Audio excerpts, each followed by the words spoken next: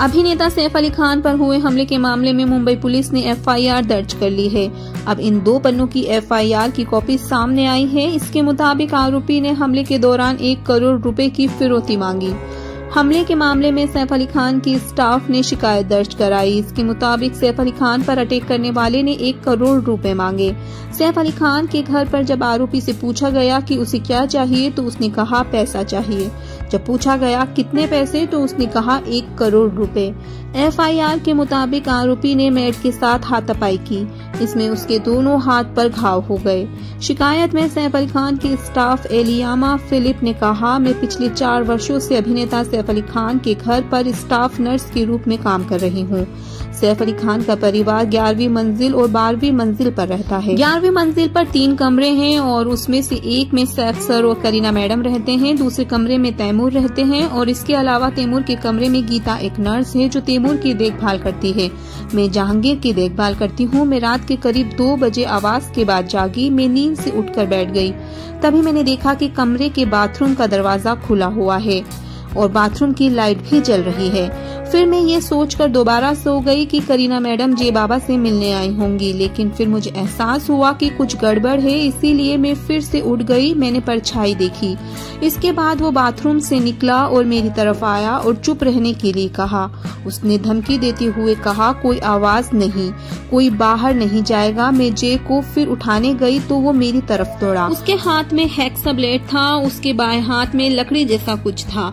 हाथापाई के दौरान उसने मुझ पर हेक्सा ब्लेड से वार करने की कोशिश की। जब मैंने अपना हाथ आगे बढ़ाकर वार से बचने की कोशिश की तो मेरे दोनों हाथों की कलाई के पास और बाएं हाथ की मध्यम में ब्लेड से घाव हो गए। उस वक्त मैंने उससे पूछा, तुम्हें क्या चाहिए? तो उसने कहा पैसा। मैंने पूछा कितना? फिर वह अंग्रेजी में बोला 1 करोड़।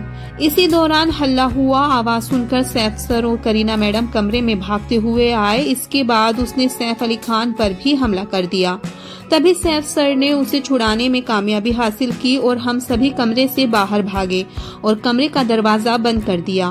फिर हम सब ऊपर वाले कमरे में पहुंचे। तब तक हमारी आवाज स्टाफ रूम में सो रहे रमेश, हरी, रामू और पासवान के पास पहुंची।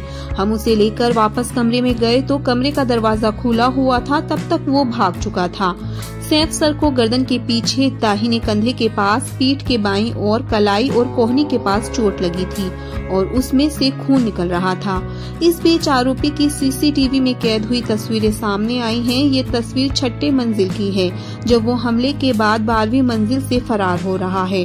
सैफ अली खान 12वीं मंजिल पर ही रहते हैं। यही उन पर रात के करीब 2:30 बजे हमला हुआ। वो इस समय मुंबई के लीलावती अस्पताल में भर्ती हैं। उनकी हालत स्थिर है। डॉक्टर ने बताया कि उन पर 6 बार चाकू से हमला किया गया। उनकी रीढ़ की हड्डी में गंभीर घाव है। बताया जा रहा है कि हमले के बाद करीना कपूर ने सबसे पहला फोन सैफ अली खान के बड़े बेटे इब्राहिम अली खान को किया। वो अपने घर से सैफ के घर पर आए और उन्हें ऑटो के थ्रू लीलावती अस्पताल लेकर गए, क्योंकि कहा जा रहा है कि उस समय कोई भी ड्राइवर या गाड़ी अवेलेबल नहीं थी। इसीलिए वो सैफ अली खान को ऑटो के द्वारा लीलावती अस्पताल लेकर पहुंचे। अब सवाल ये उठता है कि इतनी भरी सर्दी में जब इब्राहिम अली खान सैफ अली खान के घर पर आए तो वो क्या 2 व्हीलर से आए या 4 व्हीलर से? और अगर वो 4 व्हीलर से आए थे तो गाड़ी तो अवेलेबल थी, वो उसे खुद भी ड्राइव करके ले जा सकते थे। और अगर गाड़ी के थ्रू नहीं आए तो हो सकता है कि इब्राहिम अली खान खुद भी 2 व्हीलर के थ्रू घर पर आए हों और उसके बाद वो ऑटो करके सैफ अली खान को लीलावती अस्पताल लेकर गए। या हो सकता है कि आप खुद ड्राइव करना ही नहीं चाहते हो या आपके पास सच में गाड़ी अवेलेबल नहीं हो, तभी तो आप ऑटो में लीलावती अस्पताल पहुंचे अपने बेटे के साथ। कहने का सार ये है कि आपके पास कितनी भी लग्जरी लाइफ क्यों ना हो, गाड़ियां, सब सुख सुविधाएं क्यों ना हो, पर अगर ऊपर वाला चाहे तो आप उस चीजों का इस्तेमाल भी सही वक्त पर नहीं कर सकते। सब कुछ मौजूद होने के बावजूद भी आपको लीलावती अस्पताल ऑटो में एक आम इंसान की तरह ही जाना पड़ा। सैफ अली खान जैसा बड़ा इंसान, एक सेलिब्रिटी, जब अपने घर में सुरक्षित नहीं है तो आम जनता कितनी सुरक्षित है, इस बात का अंदाजा तो हम इस घटना से साफ लगा सकते हैं। सैफ अली को लेकर कई तरह की पोस्ट भी वायरल हो रही हैं। एक पोस्ट में लिखा कि अपनी फिल्म में 50 गुंडों को मारने वाला सैफ अली खान कुपोषित चोर से कुत्ते की तरह पिट गया।